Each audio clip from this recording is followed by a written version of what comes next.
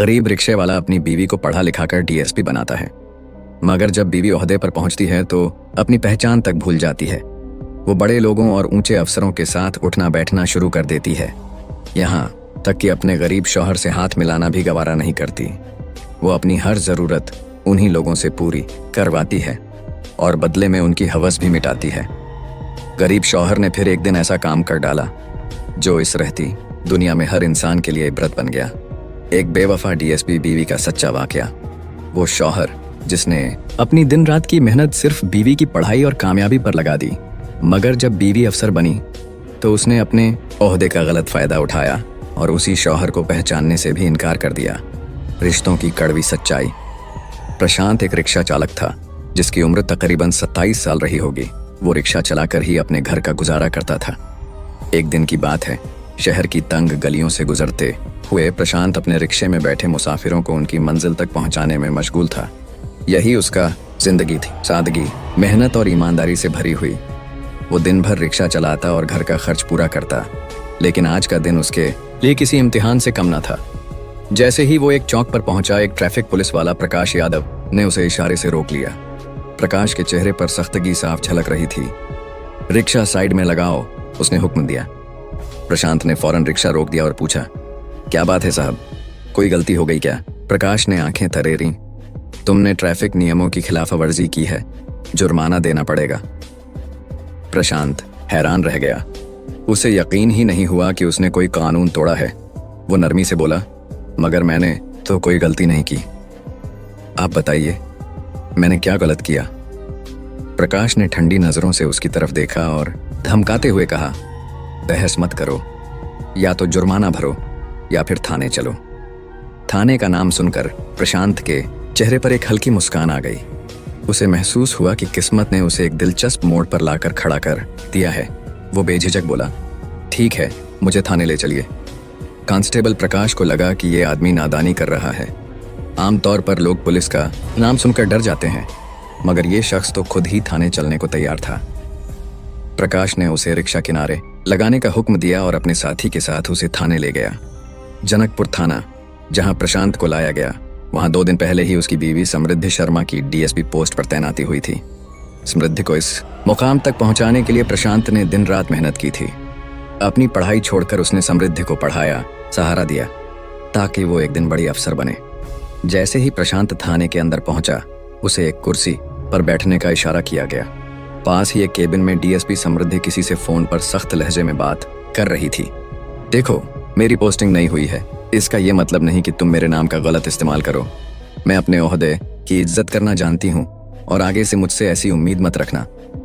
प्रशांत ने जब अपनी बीवी की आवाज सुनी तो उसके चेहरे पर हल्की सी मुस्कान आ गई। उसे पूरा यकीन था कि समृद्धि जब सुनेगी कि उसका ही शौहर बेगुनाह पकड़ लिया गया है तो वो जरूर उसकी मदद करेगी। समृद्धि ने फोन काटा और अपने दफ्तर से बाहर आकर सख्त आवाज में पूछा, किसे और क्यों पकड़ा है? कांस्टेबल प्रकाश ने जवाब दिया, मैडम, इस आदमी ने ट्रैफिक कानून तोड़े हैं और जुर्माना भरने से मना कर रहा है। समृद्धि की नजर जब प्रशांत पर पड़ी तो एक लम्हे के लिए वो ठिठक गई, लेकिन अगले ही पल उसने अपनी आंखें फेर लीं और चेहरे पर सख्त लहजा लाकर बोली, अगर ये जुर्माना नहीं देना चाहता तो इसका रिक्शा जब्त कर लो और इसे यहाँ से निकाल दो। प्रशांत को अपनी ही बीवी के मुंह से ये अल्फाज सुनकर गहरा सदमा पहुंचा। उसने सोचा था कि समृद्धि उसकी सच्चाई समझेगी और उसका साथ देगी, मगर यहाँ तो उल्टा हो रहा था। समृद्धि, तुम वाकई ऐसा कह रही हो? प्रशांत के होंठ सूख गए और उसकी आंखों में एक टीस सी उठी। यही वो औरत थी जिसके ख्वाबों के लिए उसने अपनी खुशियों को पीछे छोड़ दिया था।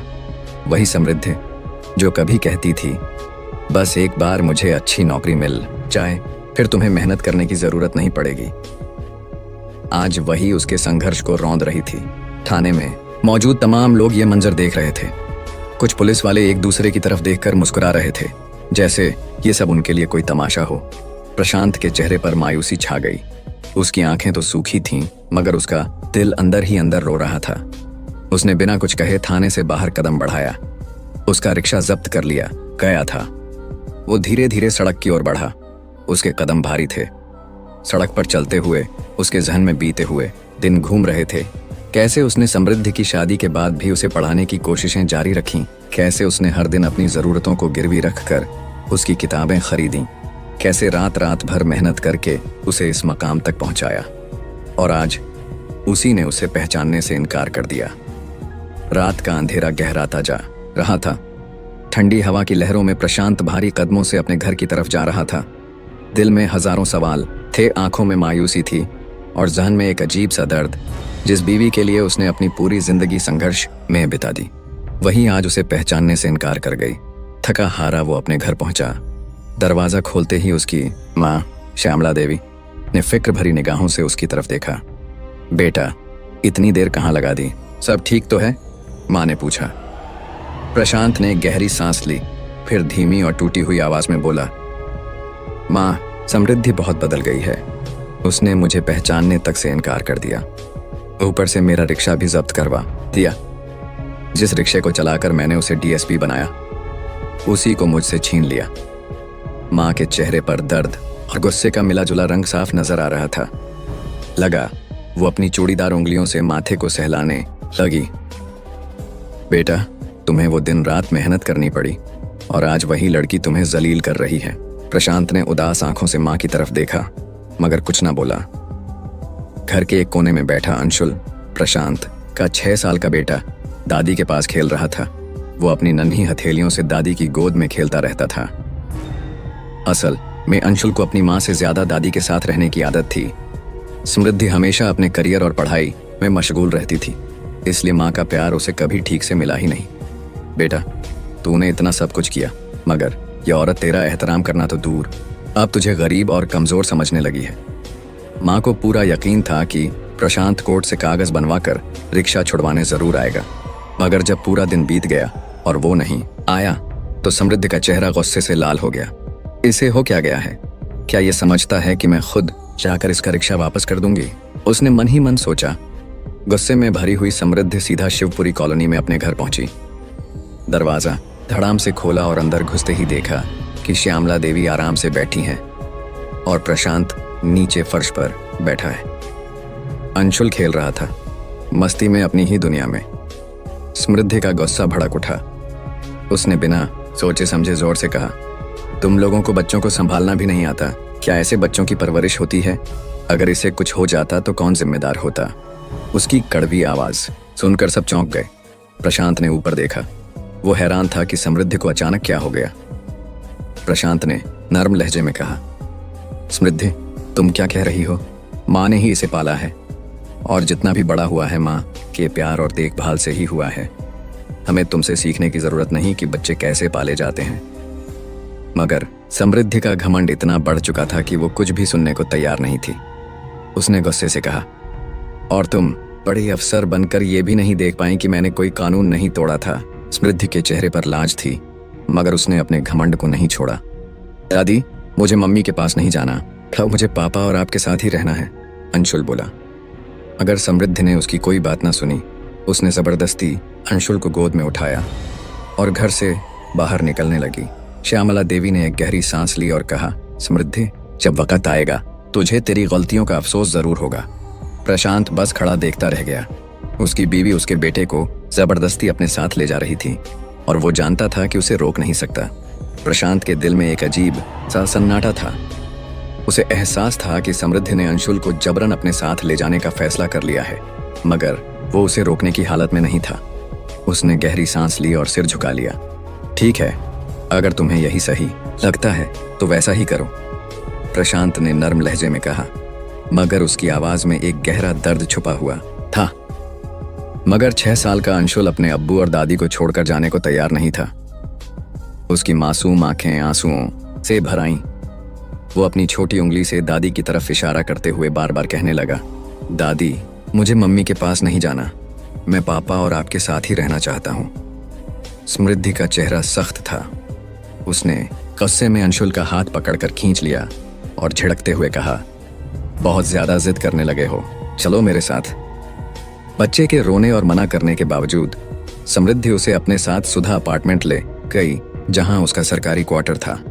अंशुल अब एक बंद कमरे में था, जहां उसे वो मोहब्बत और अपनापन नहीं मिल रहा था जो उसे अपने बाप और दादी के साथ मिलता था। समृद्धि के इस कदम की खबर जब उसके माँ बाप गोविंद प्रसाद शर्मा और माया शर्मा को मिली तो वो बेहद नाराज हो गए। बेटी, क्या तुमने सही किया? बाप ने फोन पर पूछा। मगर समृद्धि, जो अब डीएसपी की कुर्सी पर बैठ चुकी थी, उसे अपने ओहदे का घमंड हो चुका था। उसने बेरुखी से जवाब दिया, मुझे किसी से कोई रिश्ता नहीं रखना। मैं अपनी जिंदगी अपने तरीके से जीऊंगी। उसकी माँ ने समझाने की कोशिश की। बेटा, प्रशांत ने तुझे पढ़ाने के लिए अपनी जिंदगी दांव पर लगा दी और आज तू उसी को ठुकरा रही है। ये घमंड तेरा सब कुछ छीन लेगा। मगर समृद्धि ने गुस्से में फोन काट दिया। उसके माँ बाप को बहुत दुख हुआ और उन्होंने उससे हमेशा के लिए दूरी बना ली। उधर राघव शर्मा, जो समृद्धि का भाई था, उसने भी अपनी बहन को समझाने की कोशिश की। दीदी, तुम जो कर रही हो वो गलत है। प्रशांत ने तुम्हारे लिए बहुत कुछ किया है और अब तुम उसी को ठुकरा रही हो। एक दिन तुम्हें पछताना पड़ेगा। मगर समृद्धि के सर पर अभी घमंड सवार था। उसने अपने भाई को भी झिड़कते हुए कहा, मुझे किसी की जरूरत नहीं। तुम सब लोग अपनी जिंदगी में खुश रहो और मुझे मेरे हाल पर छोड़ दो। राघव को भी ये सुनकर बहुत तकलीफ हुई और उसने भी अपनी बहन से सारे रिश्ते तोड़ लिए। वक्त गुजरता गया। समृद्धि अपने बेटे अंशुल को खुद नहीं संभाल पा रही थी, इसलिए उसने उसके लिए एक मेड, नैना यादव, रख ली। एक दिन नैना उसे लेकर सुभाष मार्केट गई और इत्तेफाक से उसी वक्त वहां प्रशांत की माँ, उसने सिसकते हुए कहा, श्यामला देवी भी वहीं कुछ सामान खरीदने आई हुई थी। जैसे ही अंशुल की नजर अपनी दादी पर पड़ी, उसकी आंखें चमक उठीं। वो भागते हुए उनके पास पहुंचा और उनसे लिपट गया। दादी, मुझे आपके पास रहना है, मुझे मम्मी के पास नहीं जाना। श्यामला देवी ने उसे सीने से लगा लिया और जज्बाती होकर पूछा, बेटा क्या हुआ? तू अपनी मम्मी के पास खुश नहीं है? अंशुल की आंखों में आंसू थे। दादी, वहाँ हर वक्त एक अंकल आते हैं। कौन अंकल बेटा? श्यामला देवी ने हैरानी से पूछा। अंशुल ने जवाब दिया, वो रोज शाम को मम्मी के घर आते हैं। मम्मी उनके साथ घंटों बैठकर हंसती हैं और अगर मैं जागा रहता हूँ तो वो मुझे जबरदस्ती सुला देते हैं। अगर मैं रोता हूँ तो वो मुझे मारते भी हैं। श्यामला, उनका बेटा और ज्यादा दुख ना सहे मगर पोते की तकलीफ सुनकर उनका दिल बैठ गया था। आखिरकार उन्होंने फैसला किया कि अब ये बात छुपाने का कोई मतलब नहीं। सुबह होते ही उन्होंने प्रशांत को अपने पास बुलाया और कहा, बेटा तुझे कुछ बताना है, मगर तेरा दिल मजबूत होना चाहिए। प्रशांत घबरा गया। क्या हुआ माँ? श्यामला देवी ने गहरी सांस ली और धीरे धीरे पूरी बात बता दी।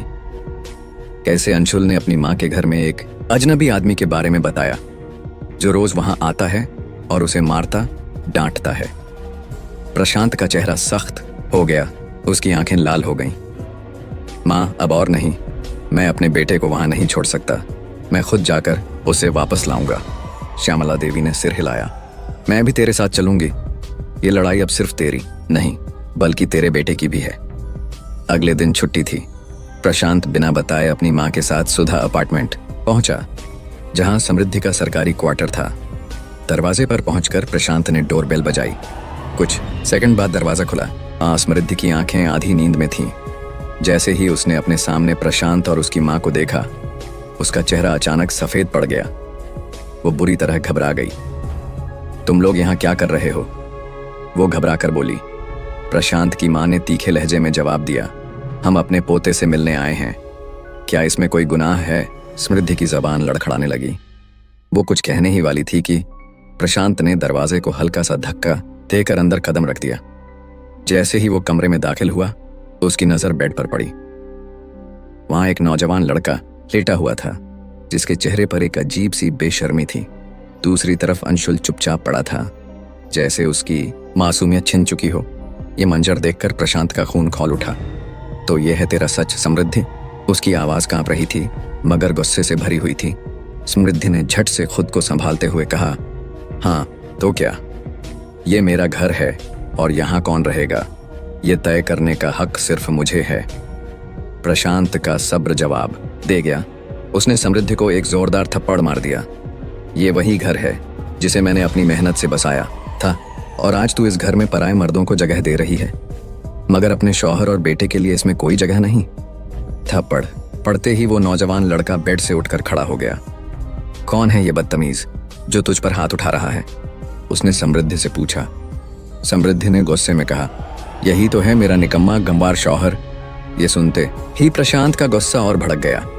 मगर श्यामला देवी ने फौरन उसका हाथ पकड़ लिया और कहा, बेटा, इस पर गुस्सा करने का अब कोई फायदा नहीं। जो औरत खुद अपने घर को बर्बाद कर रही है उसे समझाना बेकार है। प्रशांत ने अपने बेटे को गोद में उठाया और कहा, अंशुल, अब तुझे यहाँ एक पल भी नहीं छोड़ सकता, चल मेरे साथ।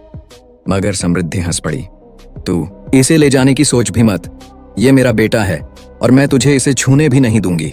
प्रशांत ने आंखों में आंसू लिए जवाब दिया, अगर तुझे अपनी औलाद से इतना ही प्यार था तो तुझे अपनी जिम्मेदारी निभानी चाहिए थी, न कि गैर मर्दों के साथ घर बसाने की सोचनी चाहिए थी।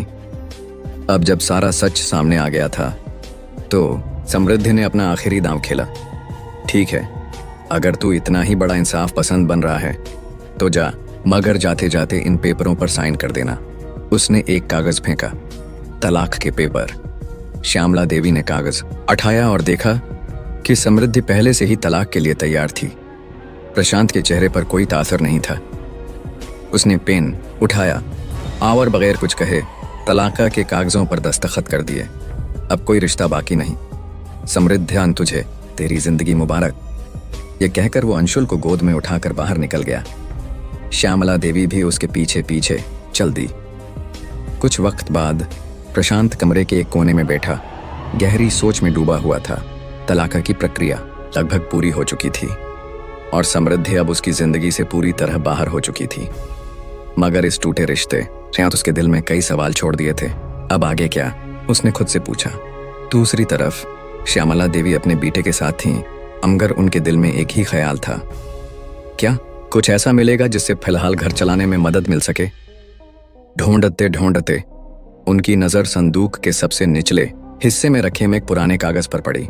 उन्होंने उसे निकाला और गौर से देखा।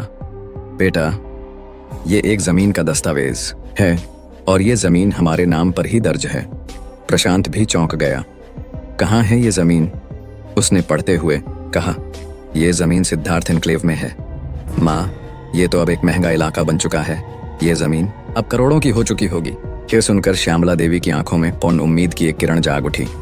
अगले ही दिन प्रशांत ने जमीन की कीमत पता करने के लिए एक प्रॉपर्टी एजेंट से संपर्क किया। जब एजेंट ने उसे जमीन की मौजूदा कीमत बताई तो वो हैरान रह गया। वो जमीन करोड़ों में बिक सकती थी। बगैर वक्त जाया किए उन्होंने मुकम्मल कानूनी तरीका कार पूरा किया और जमीन को बेच दिया। चंद ही हफ्तों में ओसा के अकाउंट में करोड़ों रुपए आ चुके थे। आप पैसों की कोई कमी न थी। प्रशांत ने एक बड़ा और सुंदर घर खरीदा जिसमें उसकी माँ और बेटा आराम से रह सकें। ये घर उस पुराने घर से कहीं बड़ा था जहाँ वे पहले रहते थे। ये मुश्किलें दूर हो चुकी थीं तो प्रशांत ने एक और अहम फैसला लिया, अपनी पढ़ाई पूरी करने का। वो पढ़ाई में हमेशा होशियार था, मगर समृद्धि की पढ़ाई के लिए उसने अपनी तालीम बीच में ही छोड़ दी थी। मगर अब उसे रोकने वाला कोई नहीं था। माँ, अब मैं फिर से पढ़ाई करूंगा और एक अच्छी नौकरी हासिल करूंगा, उसने आत्मविश्वास से कहा। श्यामला देवी ने उसे आशीर्वाद दिया। बिल्कुल बेटा, तेरी मेहनत एक दिन जरूर रंग लाएगी। इधर श्यामला देवी ने भी एक नया कदम उठाया। उन्होंने घर में ही अचार और पापड़ बनाने का बिजनेस शुरू कर दिया। इसके लिए उन्होंने अपनी पुरानी जान पहचान नैना यादव, अंशुल की पुरानी मेड, को भी अपने काम में शामिल कर लिया। धीरे धीरे उनका बिजनेस बढ़ने लगा और उनकी मेहनत रंग लाने लगी। प्रशांत दिन रात पढ़ाई में जुटा रहा। उसने अपने मकसद पर पूरी तवज्जो दी।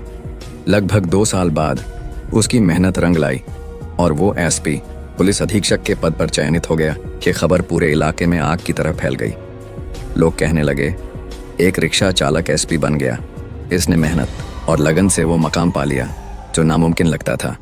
टीवी चैनल्स और अखबारों में उसकी कहानी छपने लगी।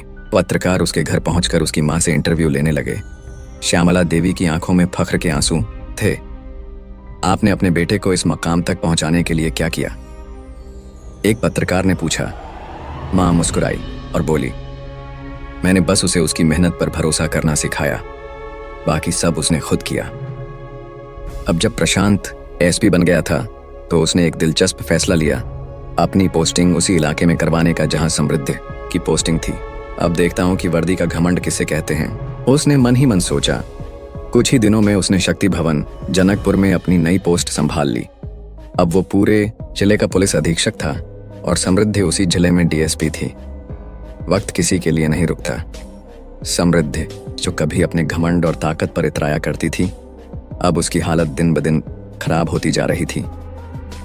इस बीच थाने में एक बड़ा आयोजन होने वाला था। नई एसपी प्रशांत के स्वागत के लिए एक पार्टी रखी गई थी। सब अधिकारियों से राय ली गई तो समृद्धि ने भी हामी भर दी। ठीक है, पार्टी रख लो, उसने बिना किसी भाव के कहा। अगले दिन पार्टी आयोजित हुई। एक मंच तैयार किया गया था जहां वरिष्ठ अधिकारी भाषण देने वाले थे। समृद्धि को भी बुलाया गया ताकि वह 2 शब्द कह सके, लेकिन जब वो मंच पर चढ़ी तो उसकी आंखों के सामने अंधेरा छा गया। मेरा अंत निकट है, ये सोचते ही उसे चक्कर आ गया और वह वहीं गिर पड़ी। हॉल में सन्नाटा छा गया। लोग भागकर उसके पास पहुंचे। डीएसपी मैडम बेहोश हो गईं। फौरन उसे अस्पताल ले जाया गया। अस्पताल में डॉक्टरों ने जांच की और कहा, कमजोरी और मानसिक तनाव की वजह से इनकी ये हालत हुई है। ये सुनकर प्रशांत, जो अब एसपी था, हैरान रह गया। एक डीएसपी की हालत ऐसी क्यों हो गई? सर, उसने सोचा।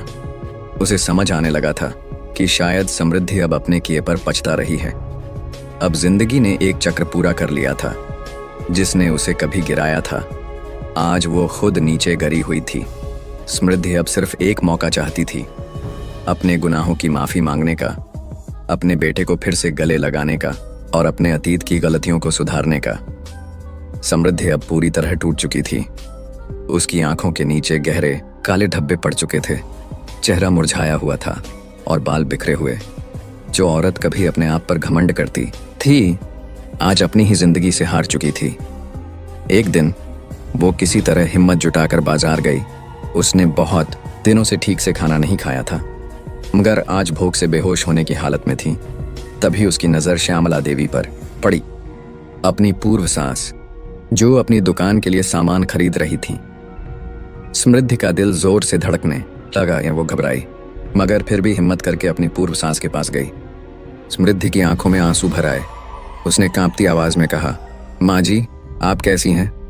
श्यामला देवी ने चौंक कर उसकी तरफ देखा, मगर चश्मा ना पहनने की वजह से उन्हें साफ नजर नहीं आया। कौन हो बेटी?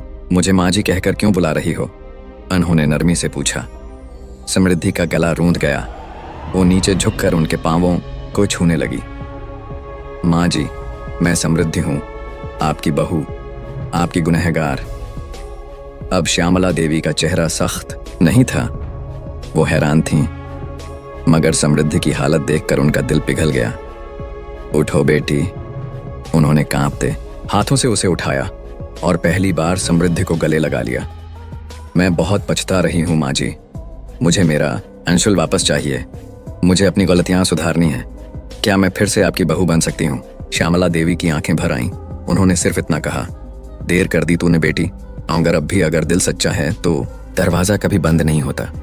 उसी शाम समृद्धि श्यामला देवी के साथ घर आई। प्रशांत ने दरवाजा खोला तो अपनी साबिक बीवी को सामने देखकर एक लम्हे को रुका। क्यों आई हो? उसकी आवाज में अब गुस्सा नहीं था, सिर्फ थकावट थी। समृद्धि ने झुक कर कहा, माफ कर दो प्रशांत, मैं हार गई हूँ। मैंने सब कुछ खो दिया है, मगर अब सिर्फ एक माँ, एक बीवी और एक इंसान बनकर जीना चाहती हूँ। अगर मंजूर हो तो मुझे मेरे बेटे के पास रहने दो। अंशुल दरवाजे के पीछे खड़ा सब कुछ सुन रहा था। वो भागता हुआ आया। मम्मी, आप वापस आ गई हो, उसने माँ को जकड़ लिया। प्रशांत खामोशी से ये सब देखता रहा। फिर वो बोला, ये घर कभी तेरा था, फिर तेरा सब कुछ तेरे पास है, मगर अब जो भी होगा सच्चाई, इज्जत और मोहब्बत के साथ होगा।